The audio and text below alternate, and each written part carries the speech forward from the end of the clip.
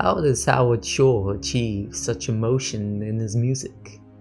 This is the question I have gone out and searched for ever since we first witnessed the epic masterpiece that is the Lord of the Rings trilogy back in the early 2000s. With the complete soundtrack, one that is over 13 hours long, being entirely composed, orchestrated, conducted, and produced by Howard, I want to delve deep into his orchestrating style, particularly in his more emotional pieces. Shore heavily makes use of leitmotifs within the Lord of the Rings soundtrack. These motifs represent everything from particular places, Isengard, the people, Frodo, and even to the ring itself. In this piece we are looking at today the Bridge of Khazad-dûm, and more specifically the end of the piece when the Fellowship mourns over Gandalf's demise. A particular theme plays that should sound familiar. It is the Grey Haven theme that is featured more prominently in the Return of the King soundtrack. I find it interesting how this theme is foreshadowed all the way back in the first movie. Another important aspect to consider is the range of instruments Shore had at his disposal. The Lord of the Rings team went with the biggest and the best, the London Philharmonic Orchestra. With an orchestra that could span up to 400 players, it's no wonder why the soundtrack in the movie sounded so large. However, as you'll see in the section of the song, Shore essentially strips down to music to its only bare-bone necessities. This is one of the reasons why his more emotional pieces stand out. He brings the focus to solo instruments and vocals, and uses more simplistic melodies. This is such a brilliant move because, as a listener, you connect more passionately to one single human performance, rather than an ensemble of 50 players or more. Let's take a look at Shore's instrument choice. As you can see, very sparse for this emotional scene. The low string ensemble and the double bass are doubled throughout the piece, except for this small section where I use octaves to bring more emphasis to the growing nature of the song. Despite there being only these two strings, the combined effort of the two give a good bass foundation. The second component of the song, the choir, is separated into the ensemble and the lead vocal. The ensemble is further split into the choir and the choir. With all of these three combined, it gives the song a nice airy tone at first, but soon lends itself to becoming more beautiful.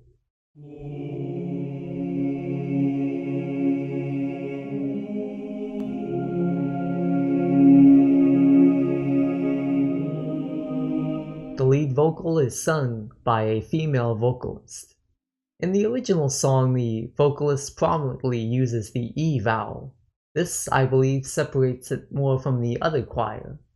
Although I was unable to get to use vibrato in my interpretation, the original vocalist also uses vibrato in key moments.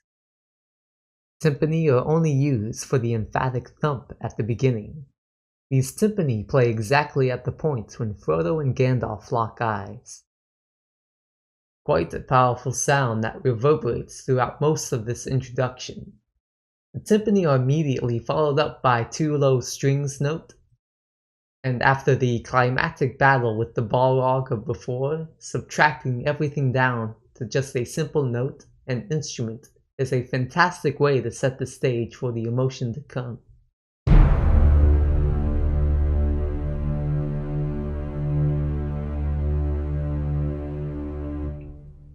Here in section 1, the choir slowly fades in with the low strings. At this point in the film, Gandalf has fallen, so this could symbolize his essence fading away from the Fellowship. Finally, we hear the first chord change, the Grey Haven theme I mentioned before. I find it fascinating how this simple chord progression strikes an emotional chord with many listeners.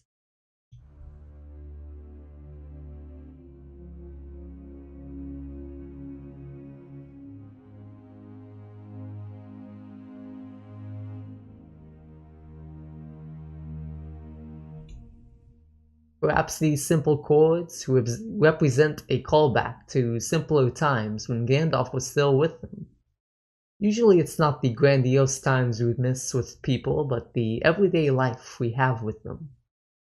Before we move on to the next section, take note how this basic structure of the chord progression remains consistent throughout the rest of the song.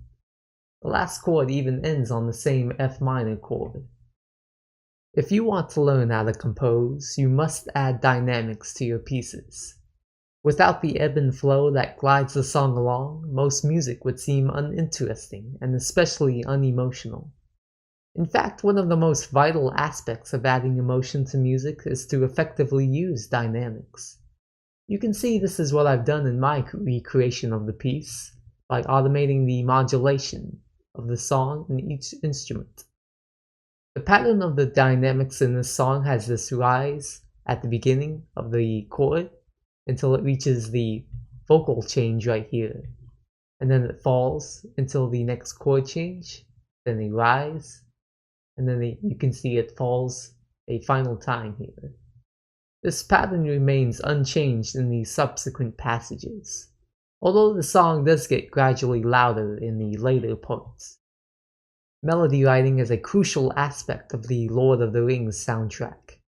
I find that one technique Howard Shore utilizes, as you'll find here in the Bridge of Khazad-dûm, is shared notes between chord changes.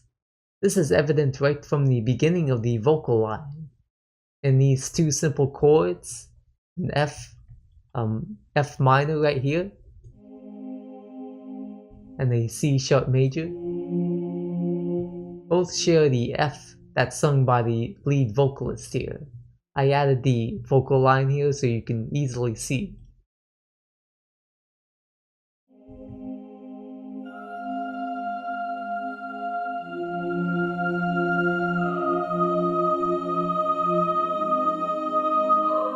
With the notes that are being held down by the lead vocalist during the chord change, this not only provides a smoother transition between the chords, but also puts a spotlight on the melody itself. Howard Shore repeats this seesaw battle as a pattern for his vocal melody. First the chord enters, then the lead vocal enters here, it repeats again, then one more time, and then here you see both of them go down at the same time. This pattern only changes in the second go around right here, where he has this held down G note in the high vocal lead throughout these three chord changes.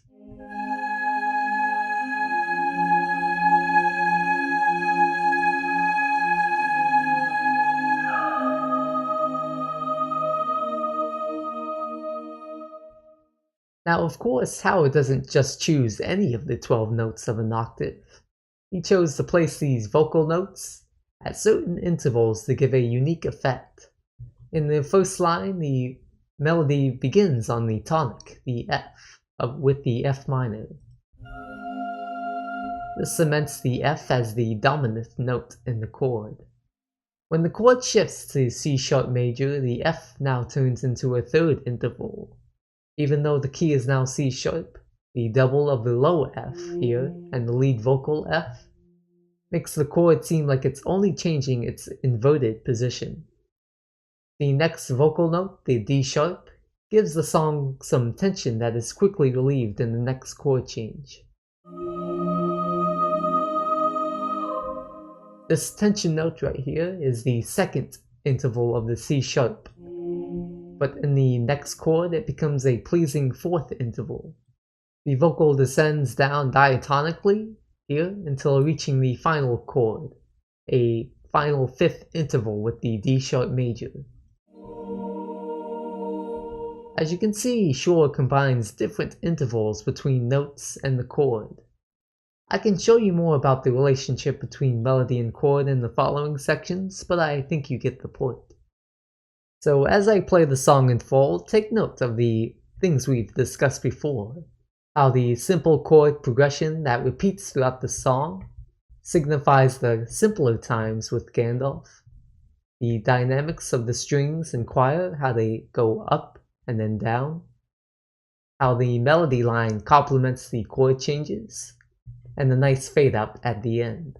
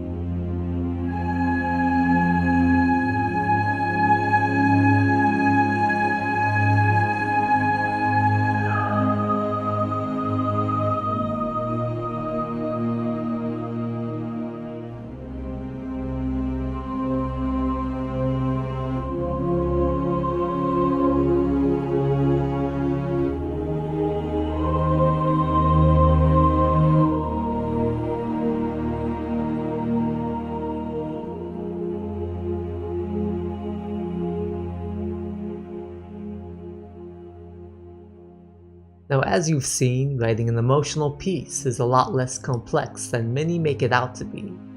The key word, however, is restraint. You might want to break out the 60-piece orchestra when a main character dies, but that might detract from the moment. In the many instances where a lead character dies or departs in The Lord of the Rings, our score usually allows only a few instruments to play at one time. Sometimes even no music is needed. Get to know the story and the characters you are writing for, and the music will come naturally to you. Another thing I noticed in the film was that the music wasn't exactly scored perfectly to the visuals. This is used as a stylistic effect, though, and not in any detriment to the movie. The song itself almost seems like it is personifying the emotions the Fellowship is experiencing. As such, I feel that this way of scoring to film is very much underutilized in today's composing. As a composer, you not only have to immerse yourself in the storyline, but also the characters and how they feel as well. You really get the feeling that when watching, that all the characters of the Fellowship seem to be hearing the song in their heads. Lastly, if you're a composer yourself, one of the best techniques that we've learned is that you have to use dynamics. As I said before, dynamics allow the piece to breathe and feel human, so don't be afraid to learn how to master automation and even change the tempo when called for. I'll leave a link to the scene from the movie below so you can see how this piece complements the visuals. That's all I have to say about this great piece within the Lord of the Rings trilogy conducted by Howard Shore. If you would like for me to continue studying music from the Lord of the Rings, then post in the comments below. I greatly enjoy putting together these videos, and I hope I can show you the tips and tricks that the great composers of the past have put into their songs. Thank you, and I hope you have an incredible day.